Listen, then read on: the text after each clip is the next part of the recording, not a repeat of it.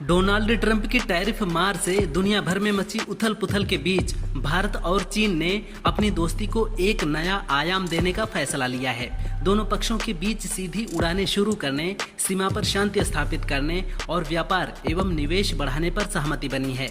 डोकलाम पर हुए टकराव से दोनों देशों के बीच तनाव की स्थिति बन गई थी, जो पीएम मोदी के चीन दौरे से ठीक पहले नरम होती दिख रही है। गृह मंत्री अमित शाह ने कल संसद में आपराधिक मामलों में गिरफ्तार होने वाले राजनेताओं को पद पर रहने से रोकने संबंधी 3 विधेयक पेश किया। इनमें लगातार 30 दिन हिरासत या गंभीर आपराधिक मामलों में गिरफ्तारी पर प्रधानमंत्री, मुख्यमंत्री और मंत्रियों को पद मुक्त करने का प्रावधान है। कुछ जानकारों का कहना है कि इससे राज्यों के मुख्यमंत्री भी केंद्र सरकार के शिकंजे में आ जाएंगे, तो वहीं कुछ लोग इसे भ्रष्टाचार मुक्ति के लिए बड़ा कदम मान रहे हैं। कल संसद में जो 3 संशोधन बिल पेश किए गए वे केंद्र सरकार, राज्य सरकारों और जम्मू कश्मीर से जुड़े हैं। इन कानूनों में अभी प्रधानमंत्री, मुख्यमंत्री, केंद्र और राज्य के मंत्रियों, जम्मू कश्मीर के मुख्यमंत्री और मंत्रियों के गंभीर आपराधिक मामलों में गिरफ्तारी या हिरासत पर पद से हटाने का प्रावधान नहीं था।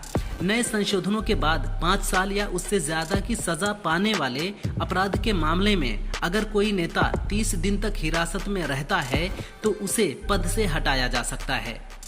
कांग्रेस समेत अन्य विपक्षी दल इन दिनों कथित वोट चोरी को लेकर सरकार और चुनाव आयोग पर लगातार हमला बोल रहे हैं।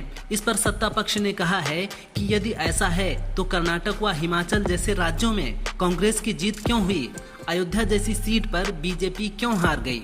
वहीं इसका जवाब देते हुए कांग्रेस के दलित नेता उदित राज ने कहा, अयोध्या में बीजेपी इसलिए हारी क्योंकि वहां वोट चोरी का इंतजाम नहीं किया गया था।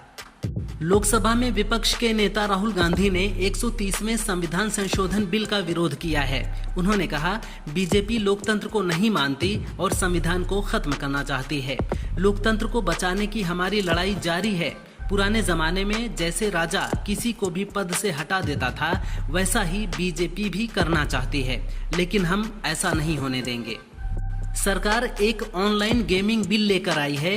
इसके तहत अब कोई भी फिल्म स्टार, खिलाड़ी, मशहूर हस्ती या सोशल मीडिया इन्फ्लुएंसर सट्टेबाजी वाले ऐप्स का विज्ञापन नहीं कर पाएंगे। इस बिल का मकसद ऑनलाइन बेटिंग और गेमिंग प्लेटफॉर्म्स को कानूनी ढांचे में लाना है। राज्य सरकारों की जिम्मेदारी होगी कि वे जमीन पर अवैध सट्टेबाजी और जुए के खिलाफ कार्रवाई करें। अमित शाह ने एक्स पर लिखा, देश में राजनीतिक भ्रष्टाचार के विरुद्ध मोदी सरकार की प्रतिबद्धता और जनता के आक्रोश को देखकर मैंने लोकसभा अध्यक्ष की सहमति से संवैधानिक संशोधन बिल पेश किया, जिससे महत्वपूर्ण संवैधानिक पद जैसे प्रधानमंत्री, मुख्यमंत्री, केंद्र और राज्य सरकार के मंत्री जेल में रहते हुए सरकार न चला पाएं। बिल का उद्देश्य सार्वजनिक जीवन में गिरते जा रहे नैतिकता के स्तर को ऊपर उठाना और राजनीति में शुचिता लाना है। राहुल गांधी ने पूर्व उपराष्ट्रपति जगदीप धनखड़ के सार्वजनिक कार्यक्रमों में दिखाई न देने पर कहा, धनखड़ के इस्तीफे के पीछे बहुत बड़ी स्टोरी है। आप में से कुछ लोग वो जानते हैं और कुछ लोग नहीं जानते हैं। भारत के पूर्व उपराष्ट्रपति आखिर छुपे हुए क्यों हैं? क्यों ऐसी नौबत आ गई कि वो बाहर आकर एक शब्द भी नहीं बोल सकते? सोचिए, हम कैसे समय में जी रहे हैं।